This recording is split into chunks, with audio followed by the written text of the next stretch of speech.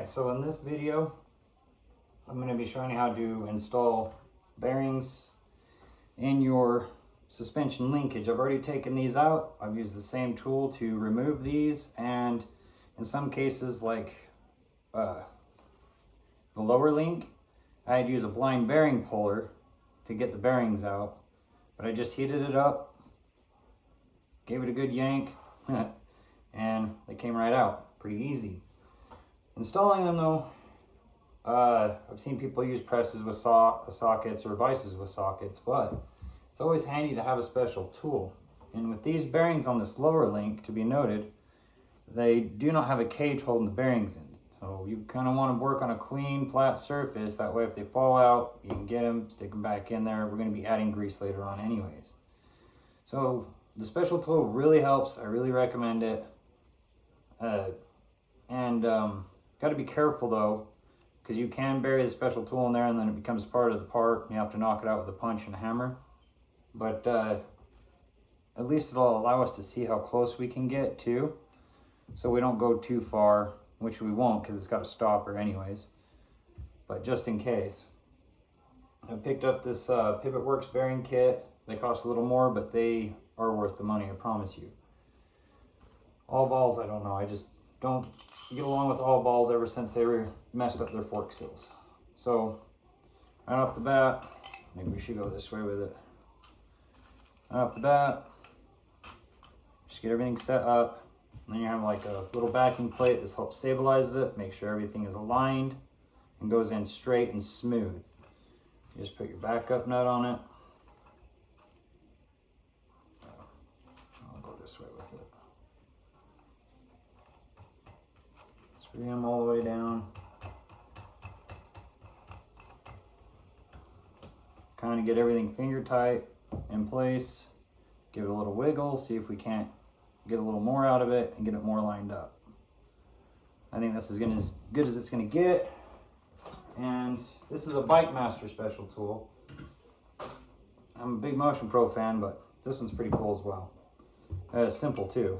Really easy to use. Just double wrench and start going down. Again, extra credit if you put the bearings in the freezer, gets them cold, makes them a little smaller and easier to go in. I've also seen people use WD-40 to help assist with the bearing going in.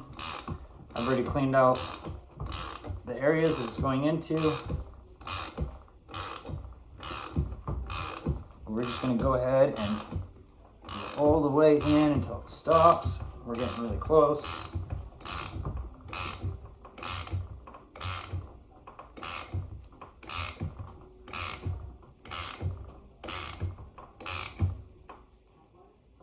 There we go.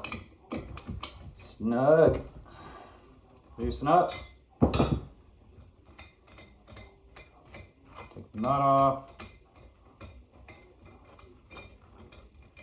It feels like the tool kind of set in the groove a little bit. Probably gonna have to give it a little wiggle to get it out. Got it out. All the needles stayed in place, good. This one's starting to fall out. I'm gonna push him back in place. Probably gonna fall out anyways when we install the other side. Nice and tight. Back her off. I have to give her a wiggle again.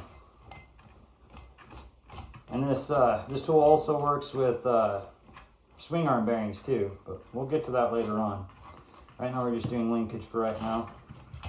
I like putting the swing arm on very last anyways. And now, before we put the seals on and that stuff, we're gonna get this guy out of his bag. The sleeve.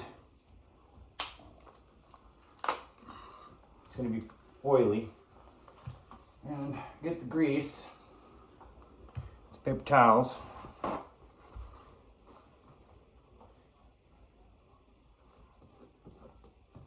We're just going to get a little bit of grease. And we're going to put it on the inside of the bearings. Can't go wrong with too much grease. Make sure you service these once or twice a year, maybe 3 times, depending on how much riding you get in. You can service them as much as you want, in fact. The more the merrier. The longer your parts will last. no chances of, or less chances of failures. Oop, took some bearings out there, some needles out. Gotta be careful with that. Little ins and outs, you know, like a little fingering action. Does wonders.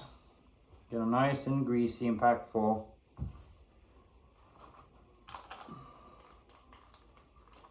Get your sleeve out. And give him a little bit of grease on him too.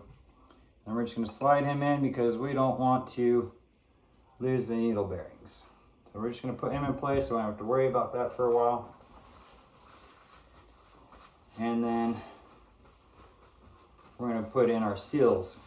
The seals, you can usually just thumb them in place. Move this out of the way. Thumb them in place, but sometimes you might even have to use the tool to really set them in there. So try not to flex them, bend them, you know, because then they lose their structure and then they don't seal anymore. So as usual, numbers spacing out all the time. Numbers, logos, whatever. Since they were in the freezer with the bearings, they went in just, these are going in just fine. Real smooth, easy. And then you have your spacers. They go in there just like a so. They should stick out just a little bit on each side.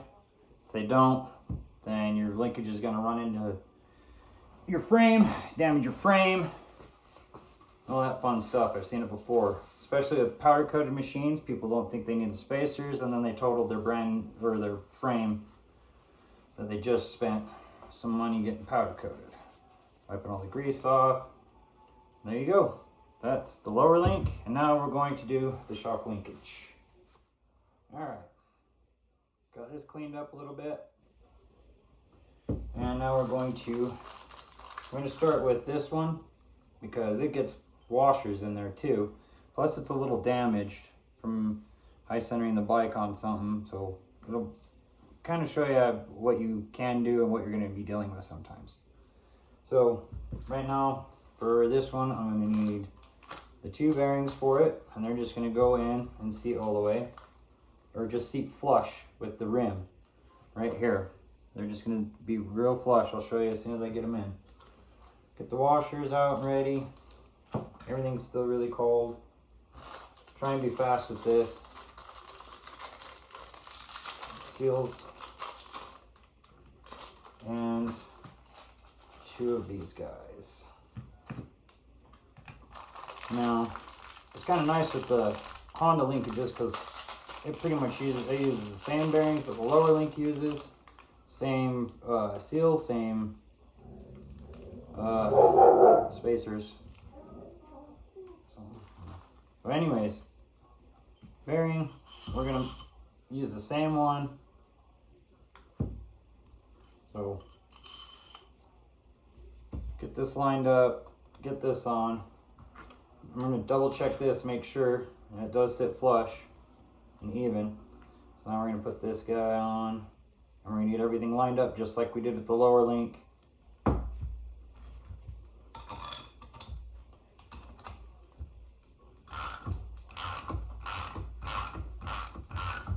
As we're going in, we're going to keep checking and make sure we're not going too far in.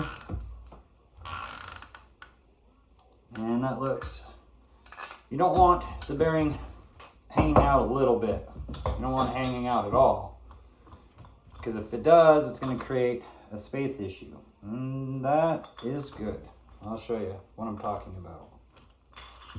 Alright, so it's flush in there, just a little bit past flush, which is going to be okay. We have a little bit of space to work with on the inside. I'm putting the other bearing in.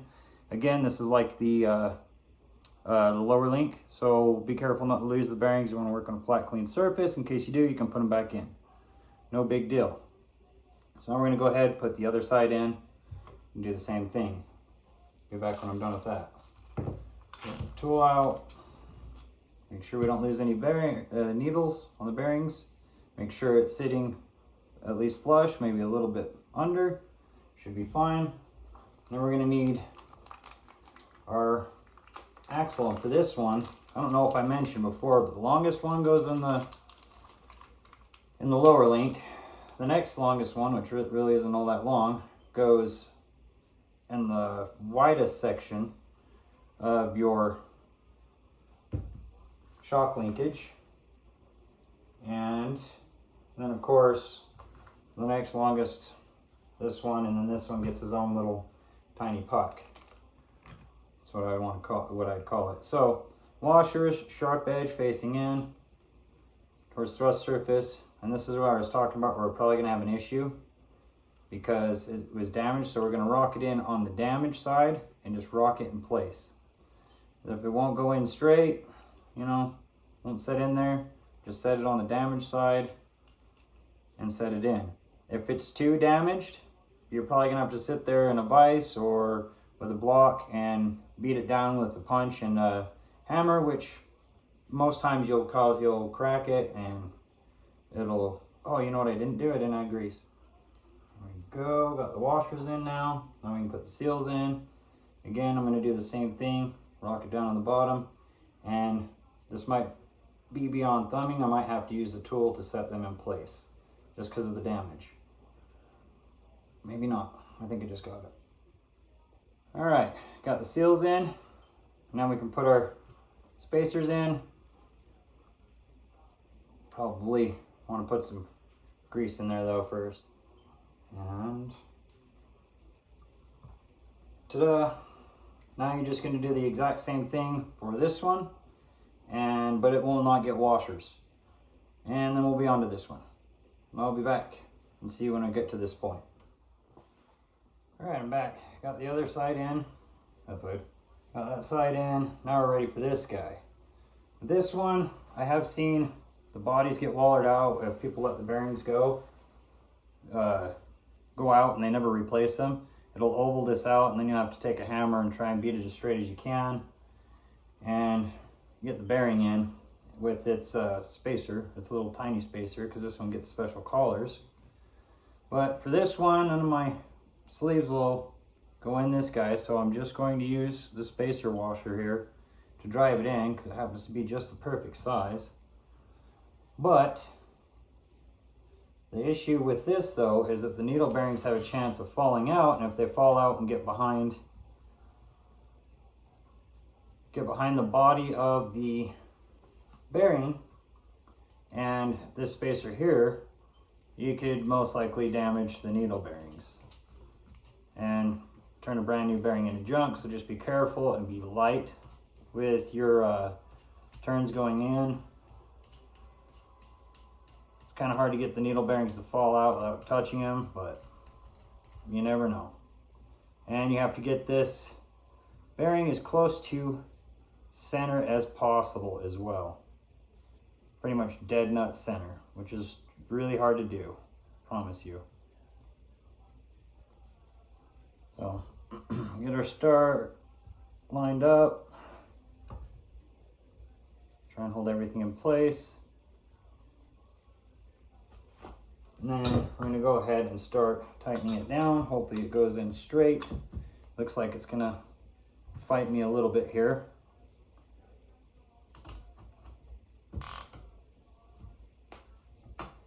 Looks like it's going in straight. And we're going to go ahead and start driving around. Right, now we're going to back out and check. Got about 1/8 of an inch there, about 1/8 of an inch there. Back it out so I get a better look just to be sure. Looks like it could go one more thread. So we're going to go ahead and give her a couple more turns. Make sure this is as center as possible.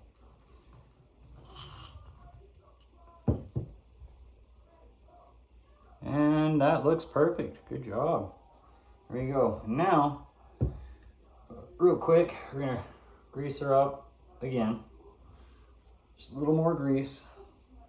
Just do the fingering strokes. That way we don't roll any needle bearings out. All right, that's pretty good. Move him up a little bit too. put him in there. It should slide in. If it doesn't, I mean, you can force it in and hopefully it'll work its way out. But usually at that point, I always recommend people just replace the whole linkage when that happens. So now you gotta put the seals in. Easy thumb in. Easy thumb in. Bolter in. And then your collars. Ta-da! There you go. That's building your linkage, or stuff from your bearings and your linkage.